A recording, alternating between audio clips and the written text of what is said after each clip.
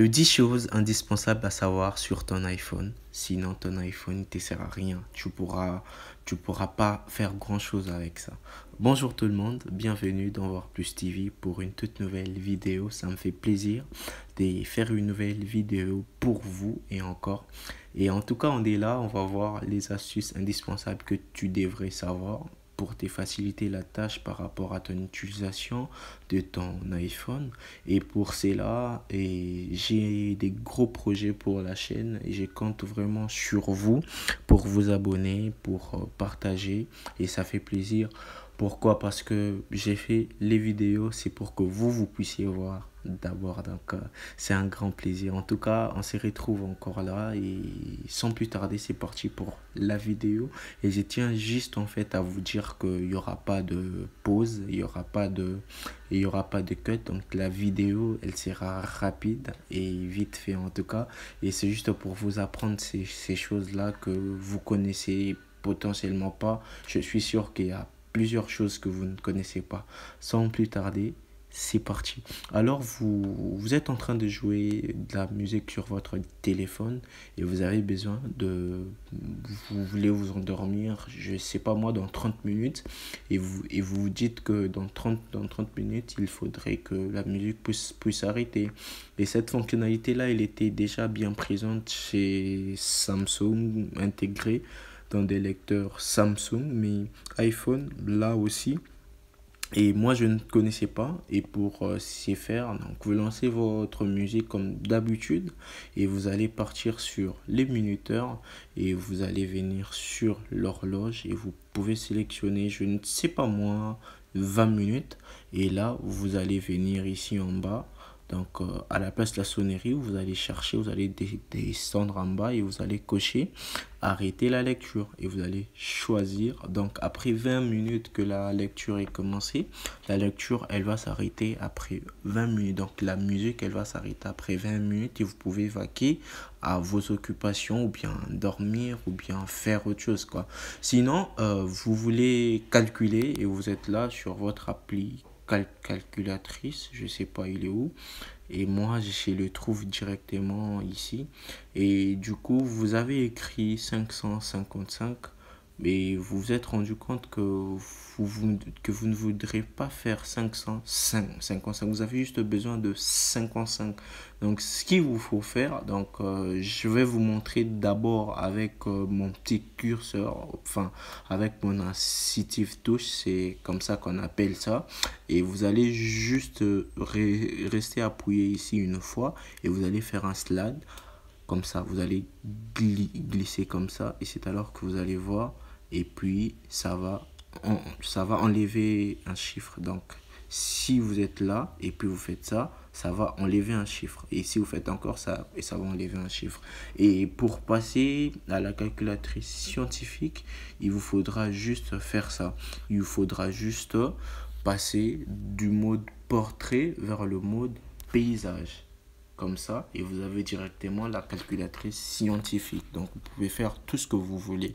Et vite fait, pour répondre rapidement au message WhatsApp,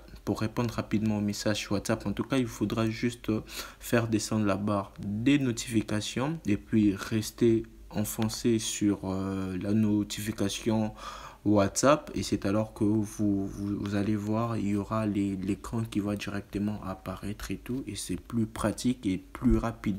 Et sinon, je vais sortir une nouvelle vidéo sur WhatsApp et n'hésitez surtout pas à vous abonner et activer la cloche pour ne pas manquer cela. Et c'est très important. Pourquoi? Parce que WhatsApp, il a fait beaucoup de nouveautés et c'est très intéressant. Et je vais vous montrer les choses que vous ne connaissez pas sur WhatsApp et des nouveautés que vous pouvez le découvrir après beaucoup de temps. En tout cas, si jusqu'à présent la vidéo vous plaît, en tout cas, n'hésitez pas à vous abonner, ça fait plaisir. Et à liker surtout cette vidéo pour être référencé à d'autres personnes pour qu'ils puissent voir. Et c'est parti pour un autre astuce, en tout cas pour activer l'accès guidé sur votre iPhone. Qu'est-ce que c'est? Donc l'accès guidé en fait c'est que tu as la possibilité de donner ton iPhone à quelqu'un mais la personne elle a une limite en fait par rapport aux choses qu'elle doit faire. Exemple, je te demande ton iPhone pour pouvoir appeler quelqu'un, et après ça je me retrouve à voir tes photos, à entrer sur ton WhatsApp et tout, et j'ai pas besoin de ça en fait quoi. Et peut-être j'ai donné mon téléphone à un enfant pour jouer à un jeu et tout. Bref, vous avez compris en fait la raison pour laquelle les gens aiment activer la visite guidée. En tout cas, pour ce faire, il faudra aller sur vos paramètres, et pour aller sur vos paramètres, c'est très simple. Vous allez venir là et vous allez chercher accessibilité. Donc vous allez chercher accessibilité péchu. Vous allez venir chercher visite guidée. Et pour moi, c'est déjà activé, mais pour vous, il vous faut juste l'activer et puis mettre un code, et vous allez régler les codes. Soit ça sera avec un code que vous allez taper, soit avec le Face ID, soit avec le Touch ID. Et dès que c'est fait, donc vous allez régler les codes. Donc exemple, donc j'ai mis un code, je sais pas moi, 1 2 3 4 5 6. Après je mets encore, je confirme le code 1 2 3 4 5 6, et là j'ai défini le code. Et là maintenant, ce qu'il me faut, il me faut juste choisir une application. Et là peut-être je peux mettre une application, je ne sais pas moi, je mets 30 secondes ou bien 1 minute. Donc après, l'écran va se verrouiller directement. Donc si la personne, elle finit de faire ce que la personne, elle fait, et c'est alors que l'application, ça va rester sur l'appli. Donc exemple simple, pour activer cette option, ils disent que il faut cliquer 3 fois sur le bouton principal dans l'app que vous voulez utiliser.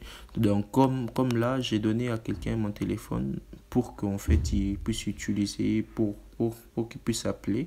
Donc je vais cliquer 3 fois sur le bouton pour allumer. C'est alors que la personne, elle sera bloquée en fait sur cette appli là, et elle ne pourra pas quitter. Un autre astuce, c'est pour écrire. Pour écrire, je ne sais pas moi, vous avez besoin d'indiquer à quelqu'un qu'aujourd'hui il fait 20 degrés, et vous cherchez là, vous trouvez pas, mais où est le degré en fait? Donc pour retrouver le degré, il faut juste rester cliquer sur le 0. Donc après là, vous allez voir directement les degrés, sera disponible en tout cas. Et pour effacer du texte que j'ai mal à l'écrit, donc il faudra juste secouer le téléphone. Si vous secouez, et c'est alors que ça va vous demander à annuler la saisie. Soit oui, vous annulez, soit non. Donc moi j'ai besoin de l'annuler, voilà, et c'est fait en tout cas. Sinon, un autre astuce, que vous pouvez prendre la photo avec le bouton volume. Donc avec le bouton volume, vous avez la possibilité de voir et de prendre une photo. Donc pour le temps, et maintenant, allons-y pour un autre astuce qui est très intéressant. En tout cas, c'est les temps d'écran. Et les temps d'écran, en fait, ça vous permet de pouvoir consulter votre activité sur votre téléphone, sur les applications que vous consommez plus de temps et tout. Et pour ce faire, vous allez juste venir sur vos paramètres, et c'est tout juste en haut. Vous allez cliquer sur temps d'écran et vous allez l'activer. Et vous allez continuer. Vous allez dire que cet iPhone est à moi. OK. Après ça, donc quand ça sera activé, vous pouvez mettre un code pour accéder à votre temps d'écran, pour que quelqu'un d'autre ne puisse pas accéder. Et un autre moyen encore, c'est que vous avez la possibilité de pouvoir cacher les photos dont vous ne voulez pas que les gens ils puissent voir. Et vous pouvez aussi vous pouvez pouvoir aussi mettre une limite par rapport aux applications que vous voulez utiliser, mettre un code, verrouiller une application. Vous avez la possibilité en tout cas de les faire, et c'est trop intéressant. Et exemple, que vous avez besoin de verrouiller peut-être WhatsApp, pour que d'autres personnes ils ne puissent pas utiliser cela. Donc vous avez la possibilité de les faire, et c'est très pratique et c'est très simple. Donc pour ces faire, vous allez venir toujours sur le temps d'écran et vous allez déjà mettre un code, donc le code que vous voulez. Moi, j'ai mis 1, 2, 3, 4. C'est juste pour un test en tout cas. Et ça va vous demander le code des secours pour les temps.